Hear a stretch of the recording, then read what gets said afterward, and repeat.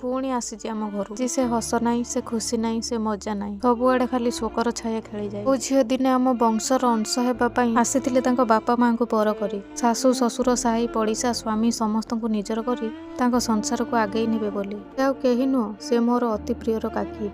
आज को 8 दिन पूर्वर से आम समस्त को छाड़ी आर पार को चली जाइछन्ति। आमे हतभागा आसीचु तांकर एकादश कर्म करिया पई। ओ काकी आमे आसिले दिने आमको पाछडी नउतला से आउ ए दुनिया रे नाही। पू जगार अच्छी खाली तांकर से स्मृति तांको जीवन रे से बहुत किसी स्वप्न देखिथिले किंतु तांकर सबु स्वप्न अधार होइगला। कौनसी एक अजणा रोग रे 6 वर्षर छुआ को छाड़ी से आर पार को चलीगले। ए जो दुख ए दुख जे केते मर्माहत आपण जानी पारथिबे निश्चय। एमिति दुख काहारी भाग्यर न आसु भगवान को पाखरे मोर प्रार्थना। एठी मुरबी मानकर चलीछि भाई विचार ए दिन ये मुरबी मानकर कर्म करथांता जे ता कर्म ये मुरबी माने करूचंती। हम सांग माने जणा नाही केतेबेले जे कहार समय सरी जीवो। भगवान जो मूल्यवान जीवन हमको मनीष जीवन रूप देइचंती छोटिया जीवन रे आमे बहुत बड़ बड़ कर्म करी समस्तक मन रे घरटे करिबा निहाती दरकार। जय जगन्नाथ।